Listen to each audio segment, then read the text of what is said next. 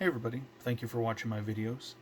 Today I wanted to talk about my first precious metals purchase of 2020, and I wanted to say that first of all, I hope that all you guys had a safe, happy New Year's Eve, New Year's Day, spent it doing something fun or with friends and family.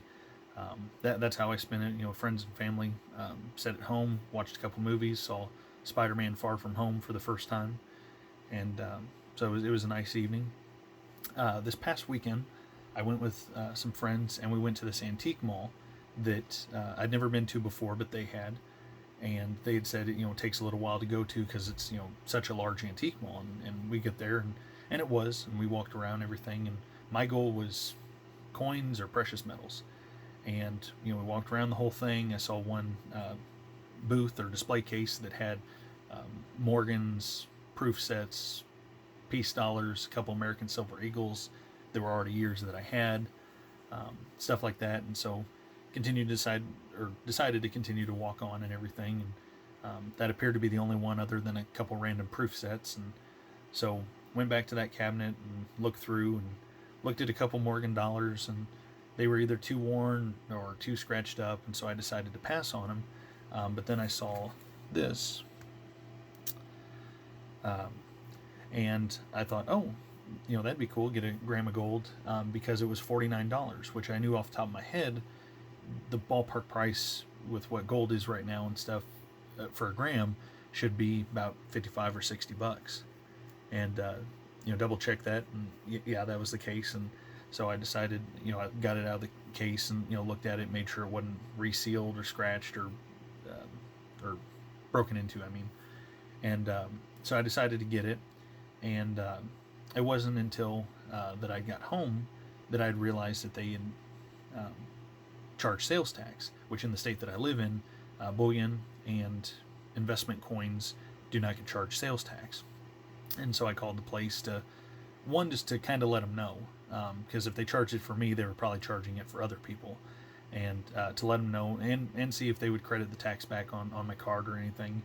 And the sales associate, I talked to her for a little bit, and then she ended up giving the phone to the manager who I talked to, and the manager had explained that it's not a coin, it's seen as a collectible by the antique mall, so they can charge tax for it. And I explained that it's state statute that bullion and investment coins don't get charged sales tax.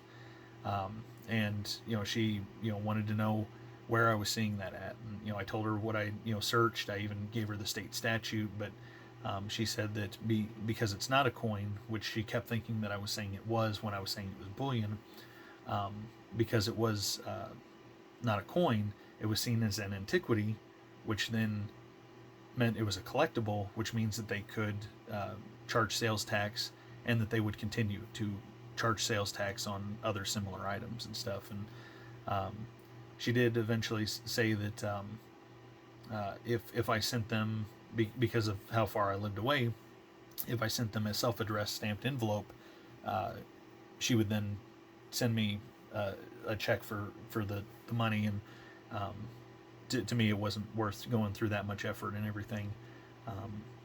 And I was just, it was the principle of it is how I saw, and I was hoping that even if I didn't get refunded, or maybe they would not charge on other people, but that wasn't the case. So I'm in no hurry to go back there, but it was a good purchase. And even with the tax added to it, when I broke it down, I believe it was $1.40 under spot. I believe so. I don't have my paper here with me and stuff, but so I thought it was a good purchase, and my first one for 2020, and I'll have a video coming out where I talk about my strategy and the plans for 2020 and everything. But again, hope you guys had a safe New Year's Eve and New Year's Day. Hope the year's starting out great for you guys, and I'll see you later.